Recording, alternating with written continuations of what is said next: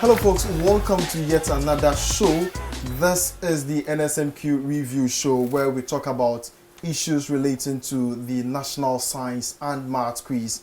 The countdown is on and we are barely 2 weeks away from the launch of the 2019 edition of the National Science and Maths quiz. And if you haven't yet noted the date on your calendar, remember we will be coming to you from the 11th when the launch would happen, 11th June to 11th July, when we will have our grand finale. So please, if you haven't, kindly note it down on your calendar. In the past few episodes, we spoke about or we looked at the performance of the schools from the 10 regions. Today, we will be focusing on some initiatives that have been added to the program as time went on. I'm talking about Sci-Tech as well as mentorship program. And I have in studio 3 personalities who are really well known when it comes to this particular award-winning TV program.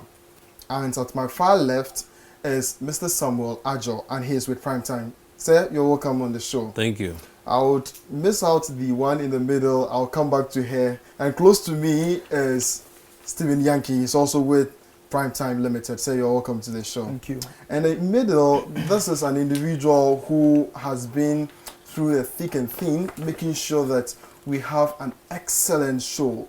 Year upon year, we've been having an improvement on the National Science and Maths quiz. And those of you who really follow the show, you would know that this show has improved massively. And it showed when this particular show won the CIMG Award 2017 TV Program of the Year in the year 2017. I'm talking about the Managing Director of Primetime Limited, and she is in the person of Nana Ekuya Ankoma Asari. Madam, you're welcome on the show. It's a privilege to have you on the show. Thank and you I hope you are fine. Yes, I'm fine. I would want to find out from you, since we ended the show, the 2018 edition last year, how has Primetime been preparing for this year's edition, especially taking the regional competition that ended recently? Well, so as you noticed, we did a regional championship this year on a pilot basis. So we did Central Region, and then we did Greater Accra Region.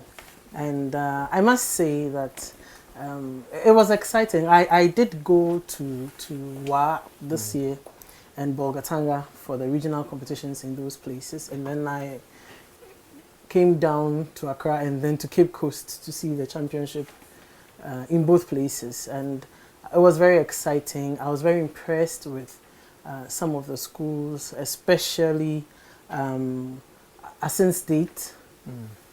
Really impressive performance. Apam was really good too, and TI Amas, very good. Ekumfi, yes, not the Potson one, Ekumfi. Really, really good performance. But I think the one who took the cake was St. Augustine's, because after the performances, their performances in the past, in the past few years, the comeback was really great. And I mentioned it. I did talk about it there. I'm expecting that this year's competition will be, the nationals will be really, really good, because of what I saw at the regional championships. Chemu and Frafraha, big surprise. Yes, they're going to be. First time of making it. Yes, they're going to be big surprises this year. And even in the northern, in the Volta region, you had Adaklu coming on. Some schools that hadn't competed before coming in and winning a slot. It's not an easy performance, so to be able to go break in like that is worthy of commendation. Absolutely. And I'm expecting to see a really, really good competition. Absolutely. Yes. Aside the competition, there are some initiatives that come along with it that tends to more or less improve or give the participants the opportunity to experience some other aspects of the science and maths usually they learn in the classroom. Yes. I'm talking about the Sci-Tech Fair, yes, and I'm also talking about the mentorship sessions that usually tend to bring past participants to motivate them. Yes. This year, are we going to see this come up again? Oh yes, most definitely. The mentorship, we are already looking for our mentors, some of whom were at the regional competition also. And we do a mix. We do a healthy mix of people, different ages, different careers within science, especially science and technology.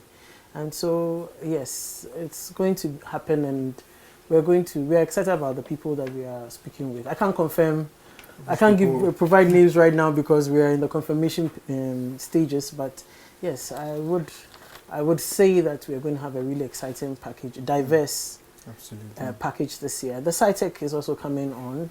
This year, it will still be an exhibition, but next year, it's going to be a competition. So we've put together a jury that would be putting together the guidelines for the competition for next year. So this year will be a great opportunity for people to exhibit. Next year will be even more exciting as a competition. And you know, the Science Festival is not just the mentorship sessions and the Sci-Tech Fair. We have the tours where we take participants to places of interest, especially to science-related areas, so they see science in business, in research, and in industry.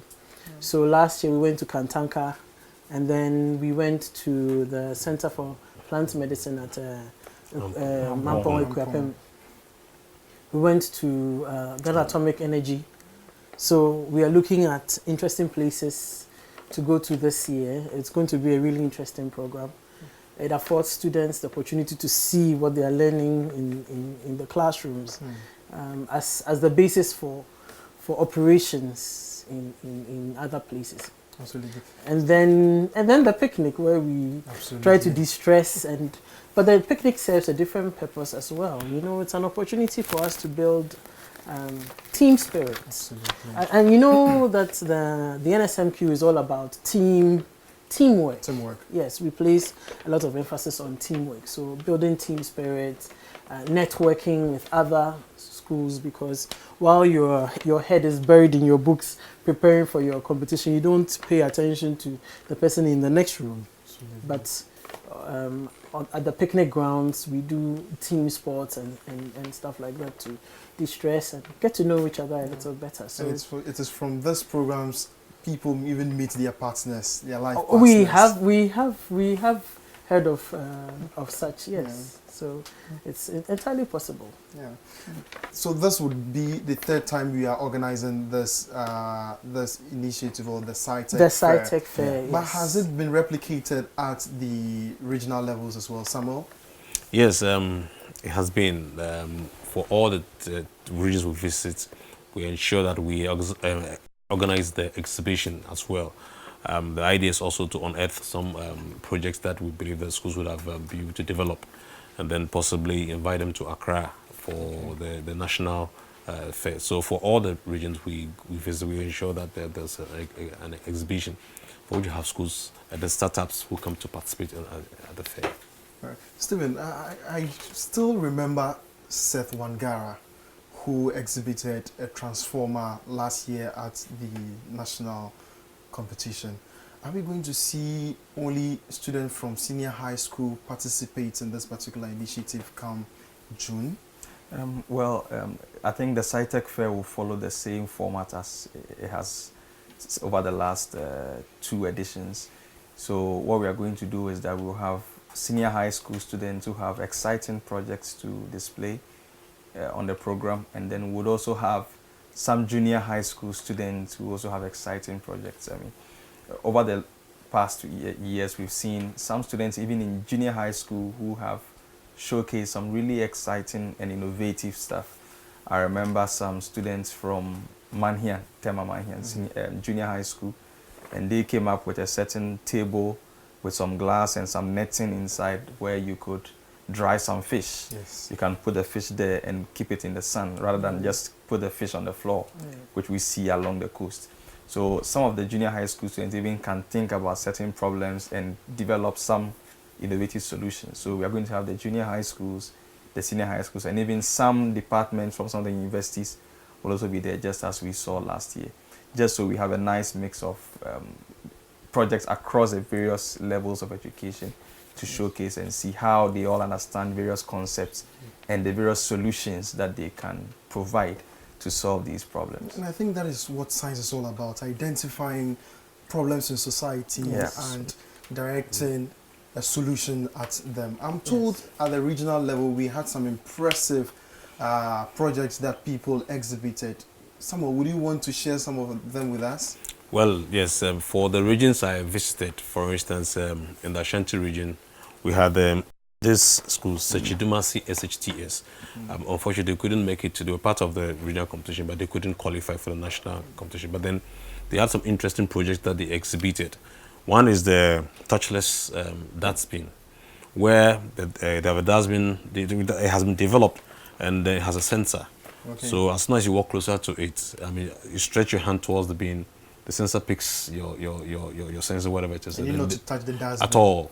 And it opens up for you. Then you can drop your whatever trash you have or whatever it is into the bin. This, for instance, I was discussing with my MD when I came back, and I was like, oh, this could be could be developed such that it could be used at the hospitals, for instance, health-wise. And I think that that's something that can be looked at. They've also developed the fast finger buzzer school quiz.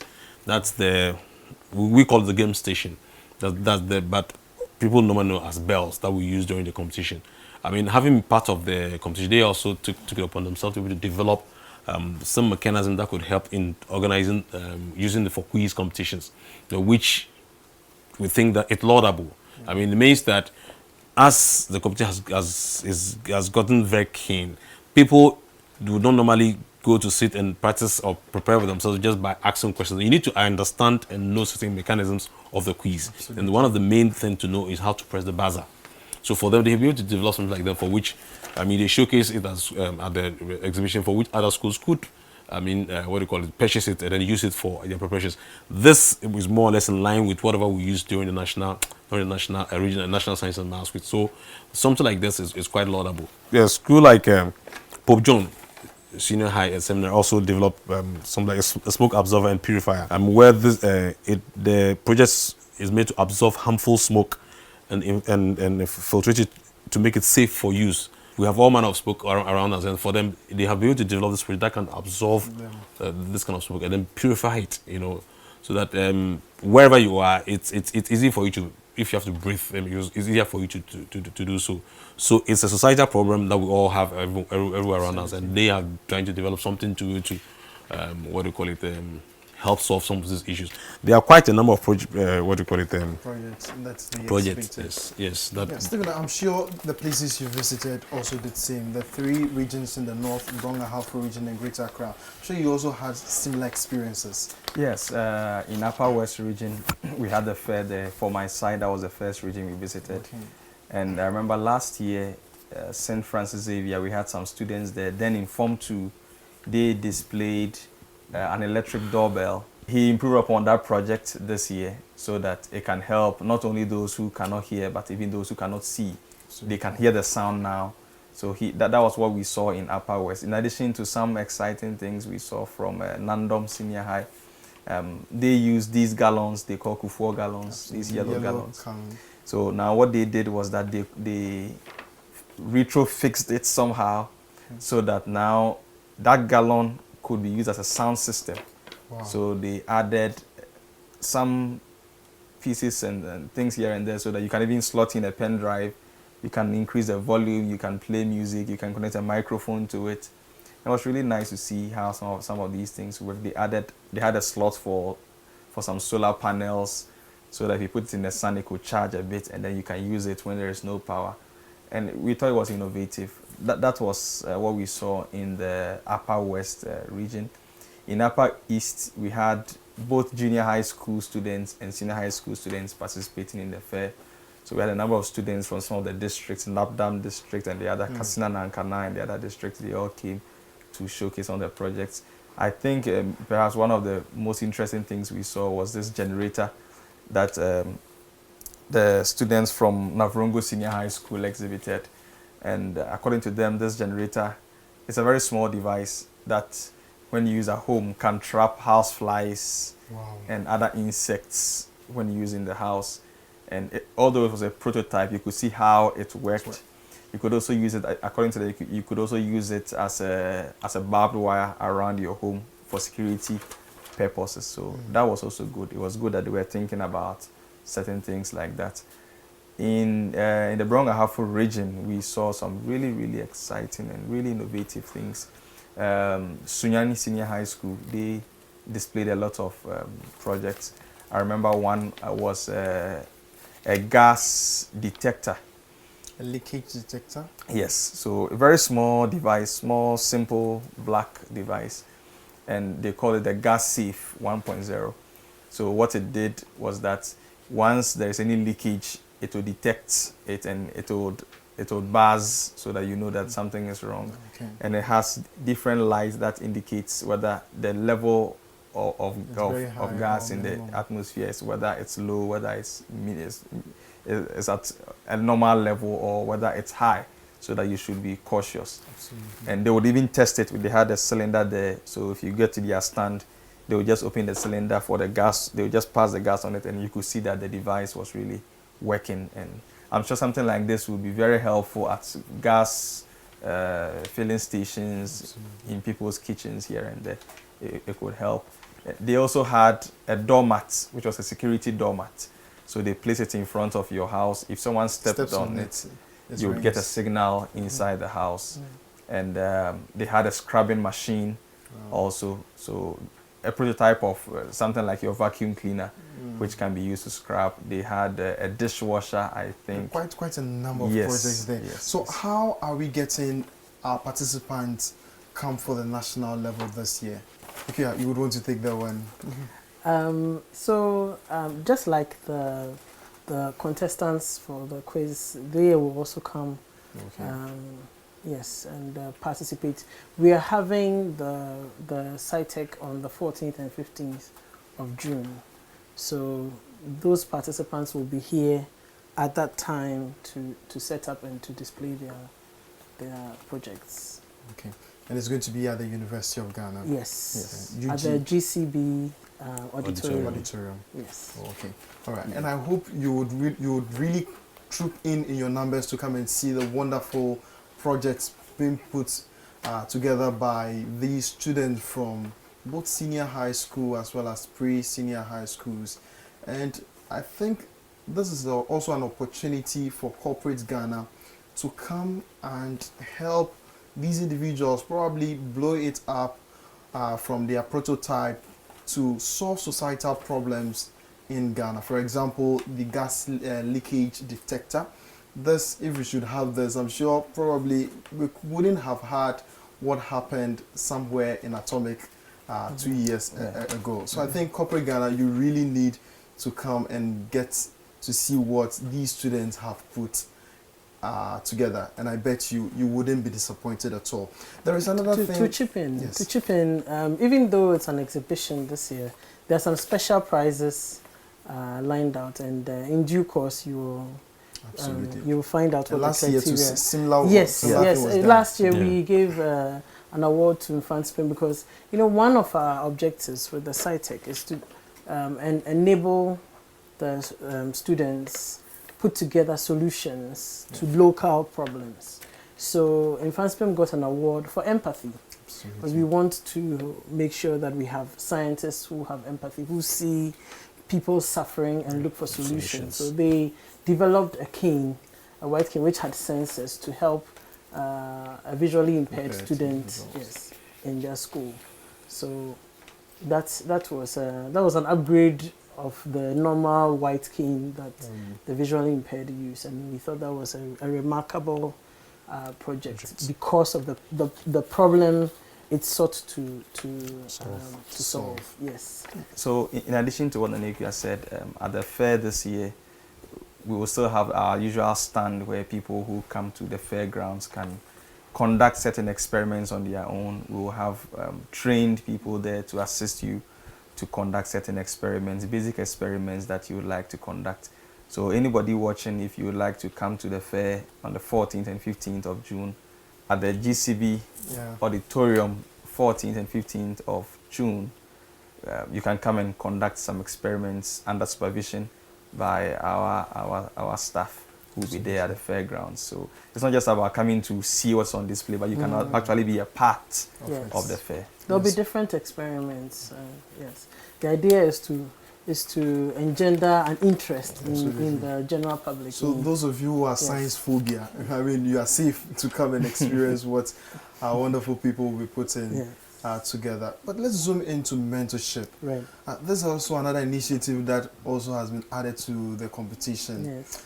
First of all, we want to find out why the mentorship program.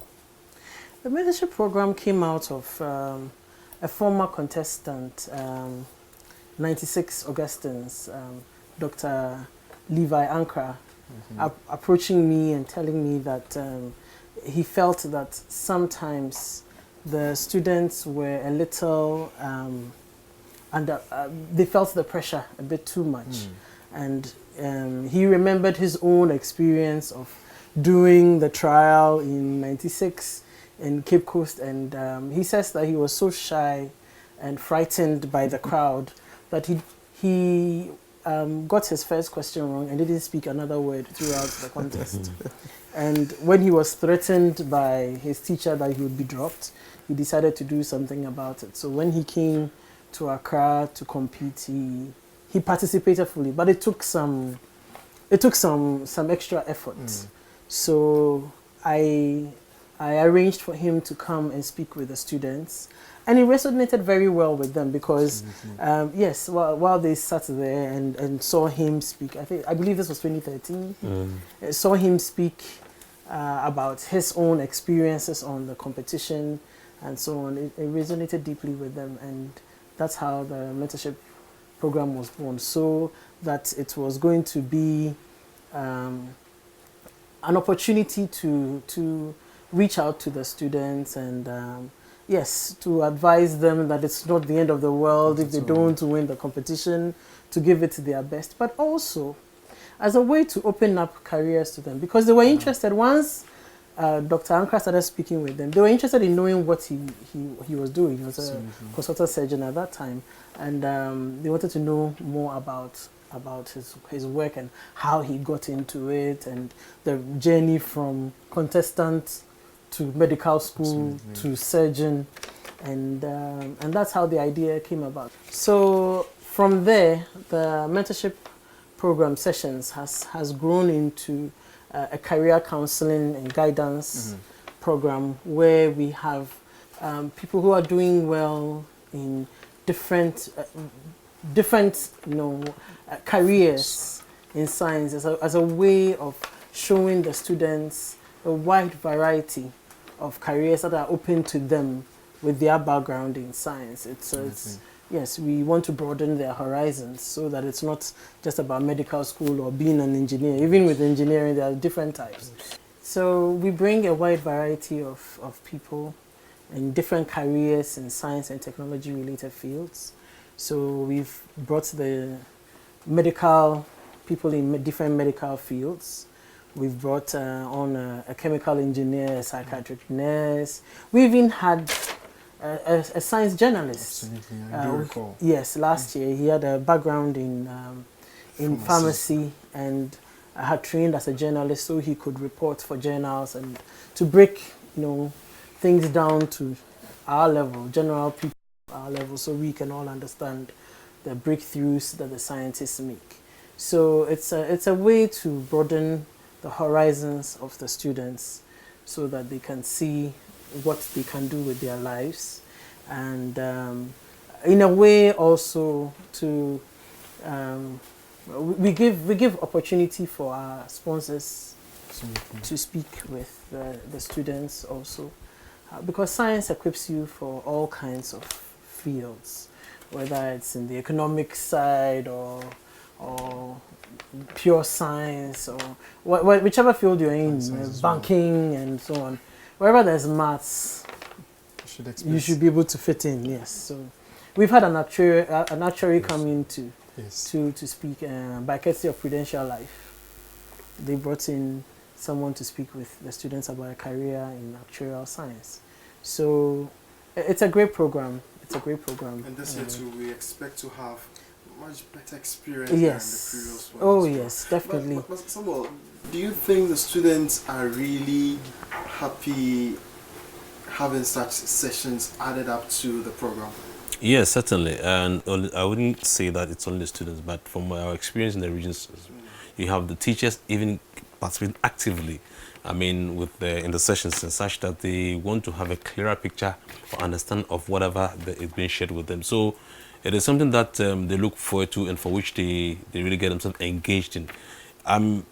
During one of our sessions in the Ashanti region, at a point in that we had to really end the session so that we can continue with the contest because people were really engaged in it. They were very much interested in whatever was being shared with them. So at every point in time, you have an engaged audience who are very much interested in whatever is being shared. So, I mean, as far as that is concerned, I mean, it is tops. Yeah. At a point in time, I was so excited to see students even bringing notes pads Yes, to yes, the program yes. and jotting down some key points that the various speakers would make. And I think it's a good program and we need to continue rolling it up as long as the National Science and Maths Quiz exists. So what I would add also is that the mentorship sessions also give, through the experiences that the mentors share with the students, it gives them a view of maybe the not so glamorous parts of the jobs that they do and which the students are aspiring to.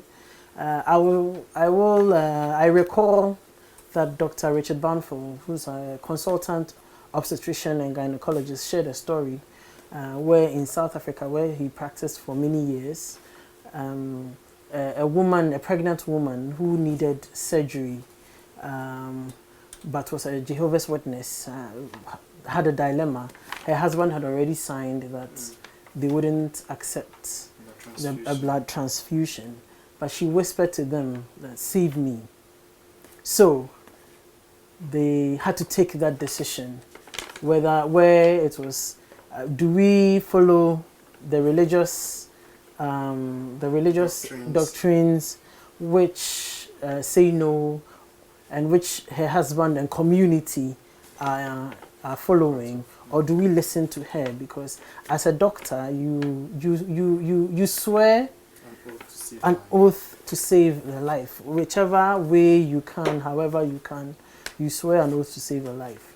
So they gave it to her, and needless to say, she lost the marriage. She was shunned from the community, and a year later, she committed suicide. So, at the time he said it, the whole hall was silent. But it's like a window into some of the dilemmas that you face as a medical professional. Do you do it or do you not? Did they do right by her by giving her the transfusion, or should they have let her go? It's a decision. It's a difficult decision, and there's no right answer really for something like that. But it gave. I think it was a profound moment for all those who were sitting there thinking about medical school. That you have to make some of these really tough decisions and live with the consequences afterwards. So the mentorship program is really great for that. Adding to what Madam just mentioned or talked about, you realize that the mentorship session has gotten on so well, so much that especially this year we've had a lot of people from various fields writing to us to be mentors for the program, and for which we like she's saying, we're going through it, but we haven't finalized it yet because we need to make contact with some of them, among other things. We have those whom we used in the regions as well, who were very good as well, and so it is gotten so much that we have a lot of people who are yearning to be mentors. I mean, and looking at some of them, their background, they are all former contestants of the National Science and Maths who have risen to such high levels, and for which they'd love to share those experiences with the students. Absolutely, and that alone should be a booster for the participants. Yes. Seeing former contestants sharing such experience with them. Stephen, you want to share something? Yes, and you see, the point about having some diversity when it comes to the mentors. I remember in the northern region we had a data scientist.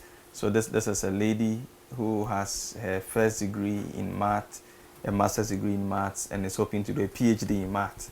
And here she was speaking to students who had come to Tamale Senior High School for the regional competition. And you could see how excited she was to talk about mathematics. Absolutely. And while some in the audience were also excited, others were just looking at her strangely, like, how can this woman be so excited about maths? And she has a first degree in maths, she has a master's in maths, and she was even saying she's going to do a PhD in mathematics, and people were surprised. So you see, when we have people like this on the program, it goes to show that maybe there is no branch of science that you should consider to be a no-go area. Absolutely. Once you have a passion for a particular field, you should pursue it. A similar thing happened at the Greater Accra Regional Competition when we had an immunologist come to speak, an immunologist from WACBIP, from the West Africa Center. Our audience probably will really want to find out who such a person is. What Yes. So his opening remark was to ask the audience about if they had heard about an immunologist before. He asked them to show by hand if they knew who an immunologist was, and I don't think any hand went up. So he went on to explain what his work entails, and it was really nice hearing him talk about it and what they even do in terms of developing vaccines here and there and things like that. It was then that people got to say, okay, this is another interesting field of science that we could pursue. Absolutely. Maybe had it not been for this mentorship session, we may not have ever heard about an immunologist before. So the good thing about the mentorship sessions is bringing together all these personalities so the students can see that it's not just about going to medical school or becoming a pharmacist, but there are other branches of science. And also to help them see that you can still be a scientist and do other things. Yes. So we've had authors, award-winning authors, who are also in the field of science. Again, at the Greater Accra Regional Competition, we had Dr. Ruby Goka, who is an award-winning author as one of the mentors. She's a dentist by profession, and she also writes. We've had another Red Damwa, also a chemical engineer. Yes, we had another Red Damwa, also a chemical engineer, come to mentor the national competition. So it just goes to show that we try to get a lot of people from the science and tech industry who these students can also relate to, and some of them even try to form some relationship with some of these students even after the program, so they can mentor them on their own for years to come. Yes, and it's not just for the science students. We have mentors who have come on board to speak with the students about time management. You know, essential how to study, effective ways of studying. So it's not just for the science students. I think it cuts across to everybody, where there are definitely useful lessons that anyone can pick up from our mentorship sessions. We can only, until last year, 2 years ago, I didn't know we have Ghanaians and very young Ghanaians for that matter who had launched a satellite. It's called GANSAT-1. It was launched by 3 young Ghanaians, and the main person is the Martin. And I remember during the session 2018, for instance, I mean, the hall was, you could drop a pin. He brought a miniature of the satellite that they launched into orbit among others. And at the end of the program, in fact, if weren't for the fact we had to insist that people should sit, you would have had almost everyone walking out of the just for you just want to see, want to hear a lot more about it. So this goes to show that, so people are like, hey, if this young person has been able to achieve this, they're going to do this. I mean, for all we know, it's the white man who's able to do that. But here are these young Ghanaians who are going to do this. And he was on the session again this year, for which they are trying to launch a second satellite again. So you can tell you what the mentorship does. So for me, I believe that somebody has already started thinking that, look, this is the chart, I have to take it all that. Yeah. We can only wish for the best come this year as well. Viewers, do remember that this session or the mentorship and the Sci-Tech sessions would come your way sometime in June at the University of Ghana, and make sure to make a date with us. We come your way Wednesdays and Saturdays on all our social media platforms. On YouTube, we are at NSMQ Ghana. Twitter, Instagram, and Facebook, we are also at NSMQ Ghana. Remember to add the hashtag NSMQ Review Show, hashtag NSMQ 2019. This is where we end part 1 of the episode here. And when I come your way with a part 2, we will be looking at preparations towards the 2019 edition of the National Science and Maths Quiz. Bye bye.